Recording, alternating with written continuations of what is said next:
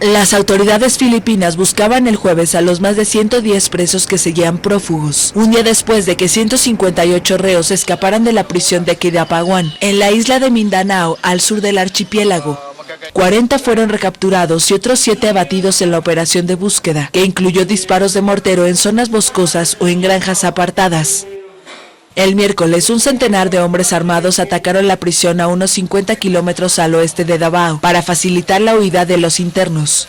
Las autoridades locales acusan al grupo Combatientes por la Libertad del Bangsamoro Islámico, una facción del Frente Moro de Liberación Islámica, el principal grupo rebelde del país con el que el gobierno negocia la paz. El sur de Filipinas sufre desde hace décadas las acciones armadas de separatistas musulmanes y bandas criminales, algunas de ellas adheridas al grupo yihadista Estado Islámico.